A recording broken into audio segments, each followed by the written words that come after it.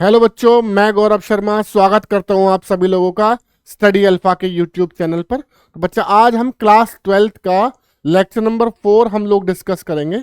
Lecture number 4 में हम लोग जो बाकी बची हमारी कॉलिगेटिव प्रॉपर्टीज हैं उनको हम लोग देखेंगे कि कॉलिगेटिव प्रॉपर्टीज क्या होती हैं, फॉर्मूला कैसे है, और कॉलिगेटिव प्रॉपर्टीज की मदद से हम लोग मोलर मास कैसे हम लोग निकालेंगे। बेटा मैं बता दूं, इस चैप्टर में यहाँ से आपको एक क्वेश्चन बोर्ड में आपको जरूर मिलेगा बेटा।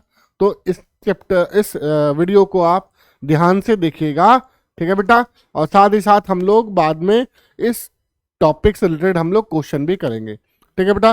तो बिना वक्त जाए के स्टार्ट करते हैं हम अपने आज का लेक्चर। तो आज बेटा हम लोग कॉलिगेटिव प्रॉपर्टी डिस्कस करेंगे, जिसके नोट्स आपको हमारी टेलीग्राम चैनल का जो लिंक हमने गिवन है, जो हमने दिया हुआ है, इस पे आपको ये वीडियो और बाकी की सभी वीडियोस के नोट्स आपको इसी टेलीग्राम चैनल पर बेटा मिल जाएंगे। ओके बेटा, चलिए स्टार्ट करते हैं हम लोग अपने आज का लेक्चर। तो बेटा हम लोग स्टार्ट करने वाले हैं कॉलिगेटिव प्रॉपर्टी, ठीक है। और कॉलिगेटिव प्रॉपर्टी से हम लोग मोलर मास हम लोग कैसे कैलकुलेट कर सकते हैं वो हम लोग देखेंगे, ठीक है बेटा। तो पहले हम लोग पढ़ते हैं कॉलिगेटिव प्रॉपर्टी क्या होते हैं। Colligative property, the properties which depend upon the number of solute particle.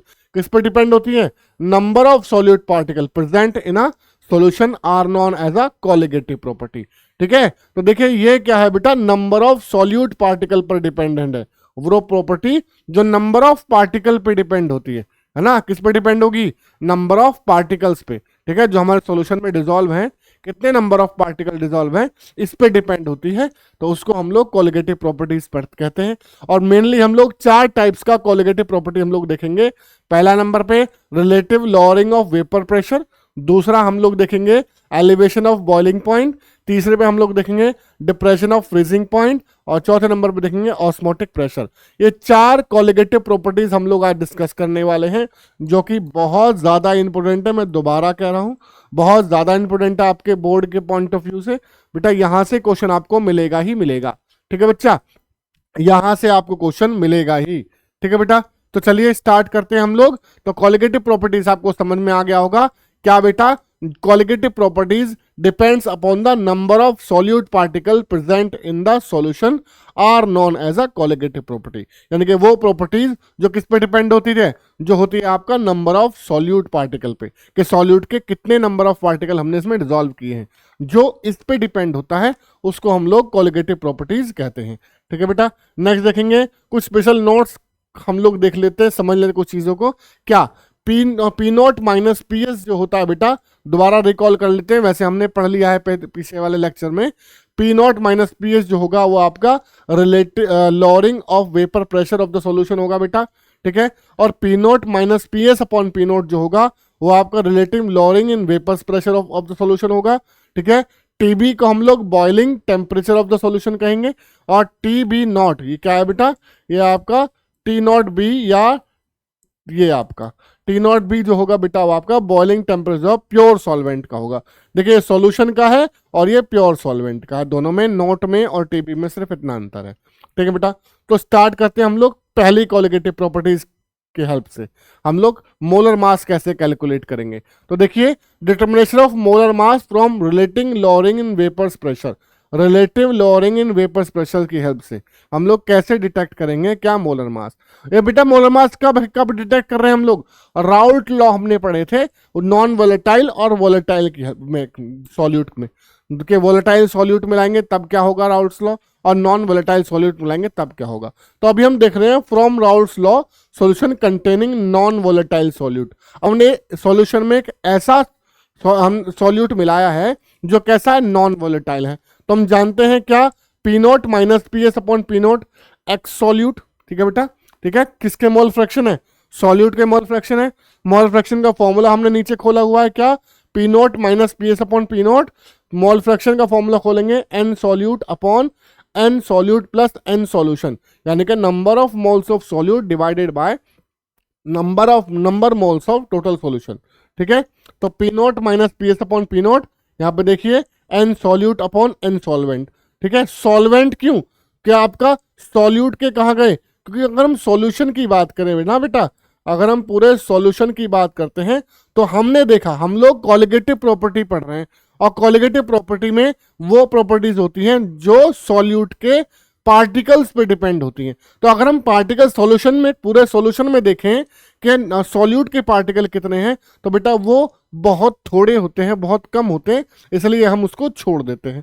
छोड़ेंगे तो आपका मिलेगा number of solute divided by number of moles of solute divided bye moles of solvent. अब हमने क्या किया, यहाँ पर मोल्स का फॉर्मूला हमने खोल लिया है, mass upon molecular mass solute का, और मास अपॉन मोलिकुलर मास किसका, आपका सॉल्वेंट का। तो W2 into W1 upon M2 into M1 हम इसको कर लेंगे। कैसे बनेगा बेटा, ये बनेगा आपका W2 upon M2 upon W1 upon M2, ठीक है। और जब इसका क्रॉस मल्टीप्लाई करेंगे तो आपका अपने आप ये आ जाएगा, ठीक है बेटा। क्या बन गया, P0 minus P S upon P0 W2 into M1 upon M2 into W1, ठीक है। यहां से जब आप M2 का वैल्यू निकालोगे, इसका वैल्यू निकालोगे, तो क्रॉस मल्टीप्लिकेशन होगा, और क्रॉस मल्टीप्लिकेशन करने के बाद आपको M2 यानी कि मोलर मास का फॉर्मूला आपको मिल जाएगा, जो होगा आपका M2 is equal to W2 into M1 upon RLVP into X, यानी कि relative lowering of vapour pressure, ठीक है, ऑफ X। ठीक है बेटा, समझ में आ गया, ठीक है बेटा, सबको समझ में आ गया होगा, सुनाऊं तो ये आपका फॉर्मूला हो जाएगा किसका करने का, मोलर मास कैलकुलेट करने का, और किसकी हेल्प से, determine from Raoult relative lowering of vapour pressure की हेल्प से। ठीक है बेटा, चलिए नेक्स्ट हम लोग देख लेते हैं। नेक्स्ट देखेंगे determination of molar mass from elevation of boiling point. ठीक है, एलिवेशन ऑफ बॉइलिंग पॉइंट समझते हैं बेटा। पहले क्या होता है एलिवेशन ऑफ बॉइलिंग पॉइंट, मान लीजिए पहले आपके पास एक कंटेनर था और कंटेनर में आपके पास पानी था। नॉर्मली पानी का बॉइलिंग पॉइंट हम लोग मान लेते हैं कि 100 डिग्री सेल्सियस पे पानी उबल जाता है। ठीक है, अब हम क्या करेंगे, अब हम इसमें एक नॉन वोलेटाइल सॉल्यूट को मिक्स कर देते हैं। क्या करते हैं, नॉन वोलेटाइल सॉल्यूट को मिक्स कर देते हैं, और नॉन वोलेटाइल सॉल्यूट मिक्स करने के बाद उसके बॉइलिंग पॉइंट, ठीक है, उसके बेटा बॉइलिंग पॉइंट में जो डिफरेंस आता है उसी को हम लोग एलिवेशन ऑफ बॉइलिंग पॉइंट कहते हैं। तो ध्यान लिखा हुआ है, the increase of the boiling point of solution due to, किसके कारण, due to presence of non volatile solute is known as a elevation of boiling point, जिसको हम लोग डेल्टा टीबी से डिनोट करते हैं। किससे डिनोट करते हैं, डेल्टा टीबी से, है ना। जहां पे हम फॉर्मूला देखेंगे तो आपका आ जाएगा delta TB is equal to TB minus T naught B, जहां पर बेटा जो टीबी है, ये जो आपका टीबी है, ठीक है, और ये जो आपका टी नोट बी है, ठीक है, ये आपका बॉइलिंग पॉइंट है प्योर का, जब आपका सॉल्वेंट कैसा था, प्योर का, ठीक है, और ये है आपका बॉइलिंग पॉइंट कब, ये बॉइलिंग पॉइंट आपका जब है जब आपने नॉन वोलेटाइल सॉल्यूट मिला दिया। ठीक है, ये बॉइलिंग पॉइंट कब है, जब नॉन वोलेटाइल सॉल्यूट मिला दिया। ठीक है, मिलाने पर क्या होगा, बॉइलिंग पॉइंट बढ़ जाएगा, है ना। मिलाने पर क्या होगा बेटा, बॉइलिंग पॉइंट बढ़ जाएगा, जिसको निकालने के लिए हमने क्या किया है, डेल्टा टीबी जो हमारा एलिवेशन ऑफ बॉइलिंग पॉइंट है, टीबी माइनस टी नॉट भी कर लिया है। ठीक है बेटा, अब हम जानते हैं experimentally it was found that elevation of boiling point of solution is directly proportional to the molarity of the solution, है ना। किसके डायरेक्टली प्रोपोर्शनल होता है, मोलैरिटी ऑफ द सॉल्यूशन के, इसके मोलैरिटी के। तो हम कर सकते हैं ना, ये delta TB is directly proportional to the M, M क्या है, इसमें मोलैरिटी है, प्रोपोर्शनल का साइन हटेगा तो के बी आएगा एक कांस्टेंट, के बी एक कांस्टेंट आ गया इनटू एम। अब क्या करेंगे, मोलैरिटी का फॉर्मूला हम लोग खोल लेंगे। मोलैरिटी का फॉर्मूला क्या हो जाएगा बेटा, मोलैरिटी का फॉर्मूला होता है number of moles of solute divided bye solution या वॉल्यूम ऑफ सॉल्यूशन, किसमें, लीटर में। ये हमने फॉर्मूला इसका खोला है। ठीक है, चूंकि सॉल्यूशन जो मिलीलीटर में लेंगे तो 1000 का मल्टीप्लाई हो जाएगा ऊपर, W2 into 1000 upon M2 into M1, और यहां से जब हम M2 का वैल्यू फाइंड आउट करेंगे तो हमारे पास ये फॉर्मूला आ जाएगा। ठीक है, क्या ये फॉर्मूला हमें आ जाएगा कि मोलर मास निकालने का, किसकी हेल्प से, आपका हेल्प से एलिवेशन ऑफ बॉइलिंग पॉइंट की हेल्प से। ठीक है, याद रखिएगा के बी जो मोलर एलिवेशन कांस्टेंट है या ग्लूकोज की कांस्टेंट है, which is the required expansion for molar मास। ठीक है, non volatile solute from elevation of boiling point. ठीक है बेटा, ठीक है। तो ये आपका फॉर्मूला हो गया कब, जब आप किससे डिटर्मिनेशन ऑफ मोलर मास कर रहे हैं, कहां से, एलिवेशन ऑफ बॉइलिंग पॉइंट की हेल्प से। ठीक है बेटा, नेक्स्ट हम लोग देखते हैं determination of molar mass from depressing in freezing point. Depression in freezing point, अब डिप्रेशन इन फ्रीजिंग पॉइंट क्या होगा सर, क्या पॉइंट याद रखना है, the decrease in the freezing point of the solution due to presence of non volatile solute. देखिए मान लीजिए आपके पास पानी ही है, एक सोल्यूशन में आपके पास पानी है और पानी का फ्रीजिंग पॉइंट आपका 0 डिग्री सेल्सियस है। अब आपने क्या किया, एक नॉन वोलेटाइल सॉल्यूट उसमें मिला दिया।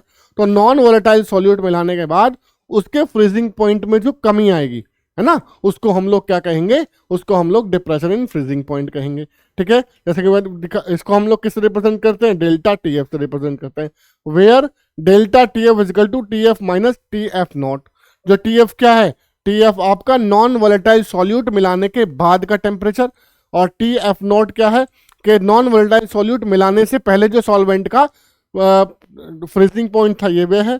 ठीक है, तो टी एफ कैसे निकलेगा, T F delta T F कैसे निकलेगा, T F minus T F not. ठीक है बेटा, एक्सपेरिमेंटली हम लोग देखेंगे, हम जानते हैं जो डेल्टा टी एफ नॉट है वो डायरेक्टली प्रोपोर्शनल है मोलैरिटी के, दोबारा से। और जैसे हमने पहले वक्त की तरह किया था, मोलैरिटी का फॉर्मूला खोलेंगे। ठीक है, मोलैरिटी का फॉर्मूला खोलेंगे तो हो जाएगा M W2 into 1000 upon M2 into W1। ठीक है बेटा, M2 इंटू W1। ठीक, और delta T F is equal to K F, ये आपका थोड़ा सा मिसमैच हो गया बेटा यहाँ पे, ये वाला इसको हम लोग काट देंगे। ठीक है, चलिए आगे M2 का वैल्यू ऐसे फाइंड आउट करेंगे तो M2 is equal to K F into W2 into 1000 upon T F into W1। तो ये फॉर्मूला हमारे पास आ जाएगा, किसकी हेल्प से, मोलर मास निकालने का, डिप्रेशन इन फ्रीजिंग पॉइंट की हेल्प से मोलर मास निकालने का फॉर्मूला ये आ जाएगा। ठीक है बेटा, जहां पर देख लेते हैं एक बार, के बी क्या है बेटा, के बी आपका मोलर डिप्रेसिंग कांस्टेंट है। ठीक है, और which is required expansion for molar mass of non volatile solute. ठीक है बेटा, चलिए ये हमने ग्राफ भी दिखाया हुआ है बेटा। ठीक है, जैसे पहले टी एफ था बेटा, टी एफ आपका इतना था। ठीक है, और डेल्टा टी एफ आपका मिल गया क्या, elevation of freezing, depression in freezing point, और टी एफ नॉट था बेटा वो इतना था। ठीक है, और जो के है ये आपका टेम्परेचर है केल्विन में। ठीक है, और ये हमने वेपर्स प्रेशर लिया है। ठीक है बेटा, तो ग्राफ की हेल्प से आप आसानी से देख सकते हैं कि किस तरीके से टी एफ आपका इंक्रीज हुआ है या डिक्रीज हुआ है। ठीक है, चलिए आगे देखते हैं। मैं आपको osmotic pressure, determination of molar mass, osmotic pressure बताने से पहले बेटा मैं आपको, हम लोग डिस्कस करना चाहते हैं ऑस्मोसिस क्या होता है, ऑस्मोटिक प्रेशर क्या होता है, और रिवर्स ऑस्मोसिस क्या होता है।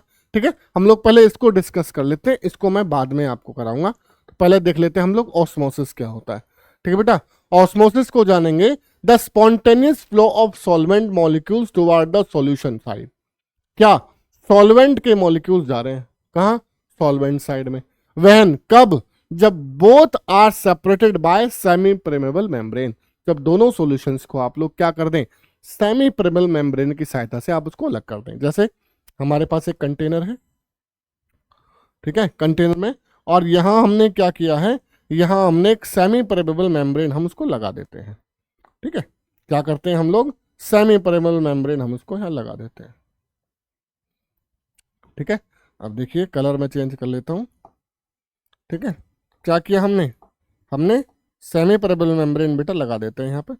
चलिए ऐसे लगा देते हैं, ये देखिए ये लगा दी सर हमने सेमी परमेबल मेम्ब्रेन। ठीक है भाई, चलिए ये लगा दी सेमी परमेबल मेम्ब्रेन हमारी लग गई है।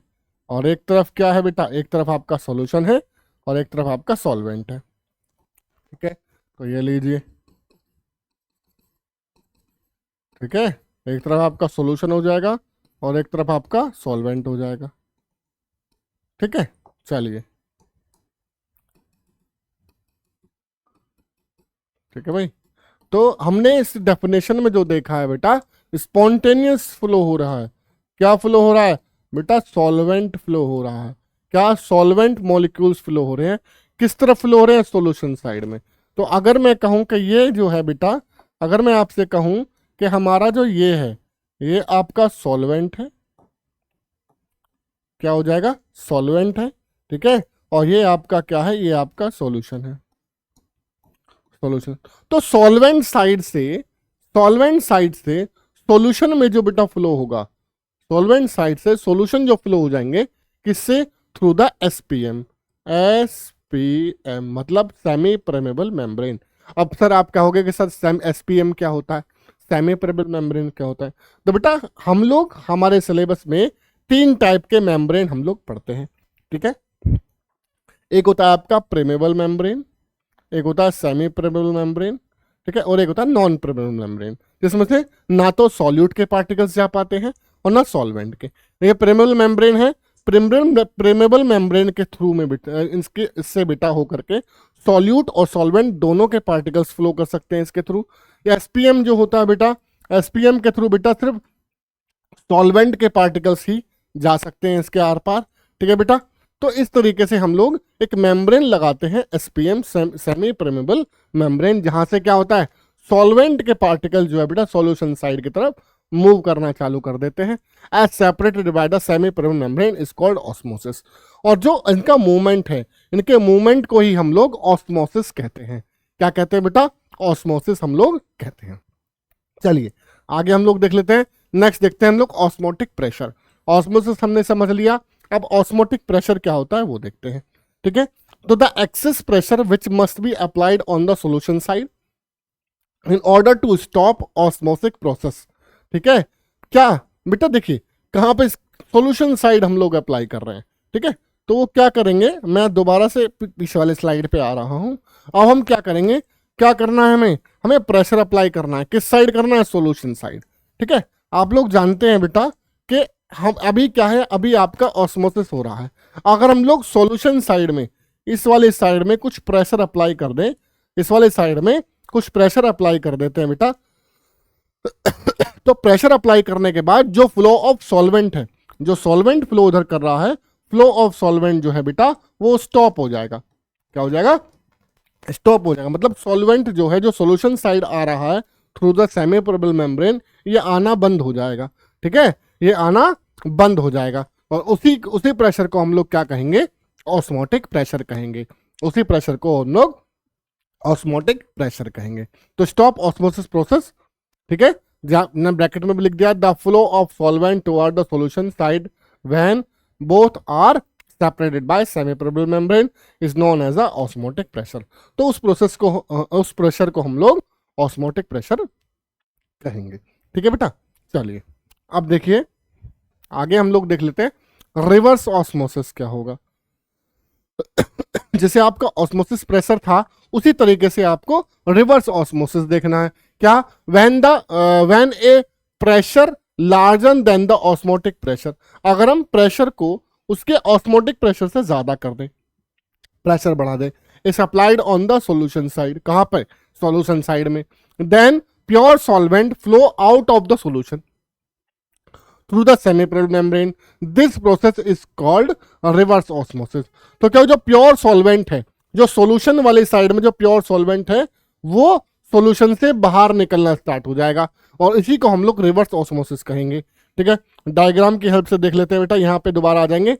हम लोग क्या करेंगे, हम लोग इस पे प्रेशर थोड़ा सा और बढ़ा देते हैं। लो जी, 2 डंडे आ गए हैं, प्रेशर और बढ़ गया। अब प्रेशर और बढ़ने से हमने देखा था ऑस्मोसिस में क्या हो रहा था, ऑस्मोसिस में बेटा जो सॉल्वेंट है वो सॉल्यूशन की तरफ फ्लो हो रहा था, है ना, जो आपका सॉल्वेंट है वो सॉल्यूशन की तरफ फ्लो हो रहा था। लेकिन जब हमने प्रेशर लगा दिया, ऑस्मोटिक प्रेशर लगा दिया, तो ऑस्मोटिक प्रेशर लगाने के बाद जो सॉल्वेंट सॉल्यूशन की तरफ फ्लो हो रहा था वो रुक गया, वो स्टॉप हो गया। लेकिन जब हम प्रेशर और बढ़ा देते हैं, अगर हमने प्रेशर और बढ़ा दिया, प्रेशर और बढ़ाने पर सॉल्यूशन वाली साइड, जो सॉल्यूशन हम लोग जानते हैं, सॉल्यूशन बनता है आपका सॉल्यूट प्लस सॉल्वेंट से, ठीक है, जो सॉल्यूशन आपका सॉल्यूट और सॉल्वेंट से बनता है, तो सॉल्यूशन में जो प्योर सॉल्वेंट है वो आपका इधर से इधर की तरफ मूव करना स्टार्ट कर देगा।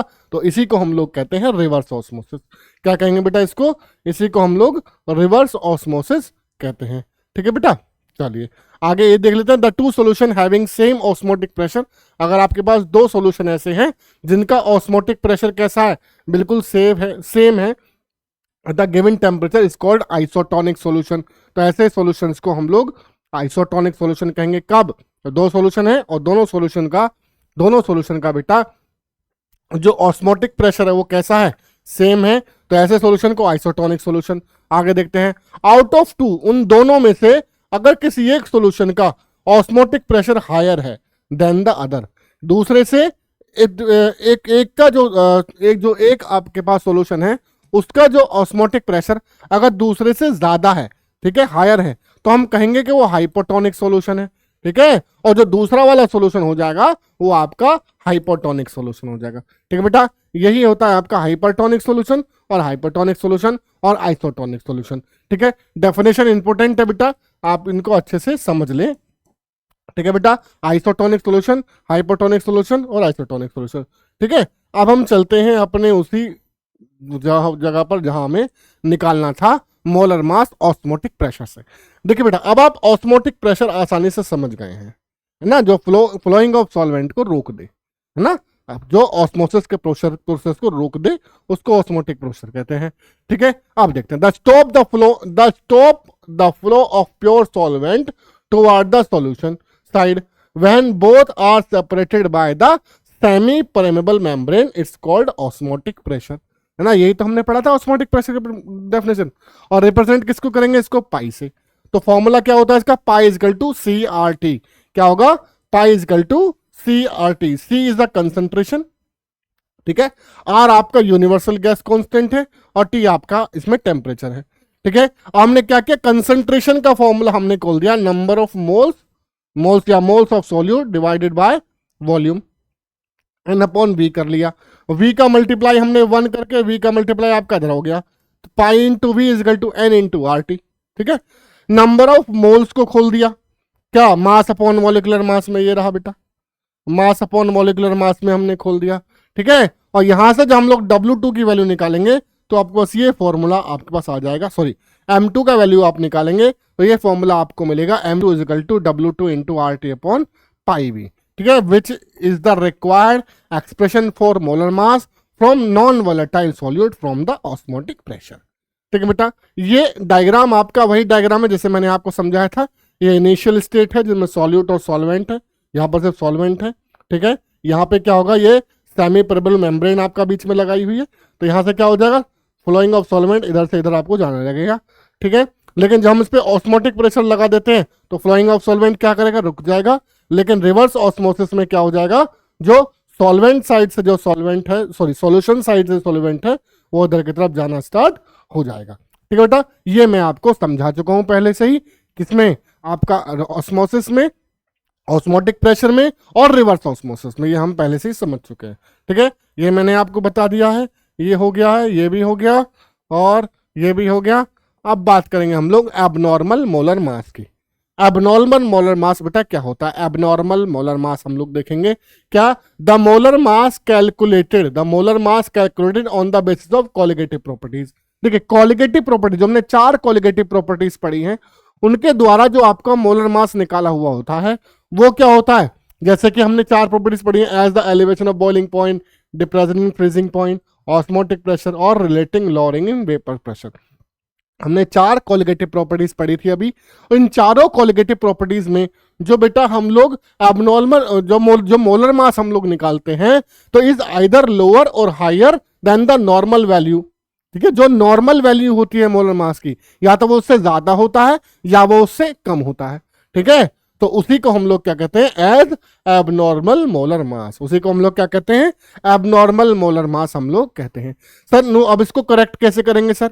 जब ये ज्यादा होता है या कम होता है लेकिन जो एक्चुअल वैल्यू है, जो आपका नॉर्मल वैल्यू है वो नहीं आता, तो उसको नॉर्मल वैल्यू कैसे बनाएंगे? तो नॉर्मल वैल्यू निकालने के लिए हमारे पास एक नई चीज आती है जिसका नाम है वांटा फैक्टर। ठीक है बेटा, वांटा फैक्टर की हेल्प से हम लोग इन सारी कॉलिगेटिव प्रॉपर्टीज के फॉर्मूले में एक छोटा सा चेंज करके हम उस एबनॉर्मल मोलर मास से नॉर्मल वैल्यू हम लोग उसकी निकाल सकते हैं। कैसे? The ratio of normal molar mass and abnormal molar mass is known as a van't factor. क्या हो जाएगा? रेशो किसका? एबनॉर्मल मोलर मास और मोलर मास का जो रेशो होता है उसी को हम लोग वांटा फैक्टर कहते हैं। It is present by I which associated with the extent dissociation और एसोसिएशन, ठीक है, या वो डिसोसिएशन या एसोसिएशन से बनता है।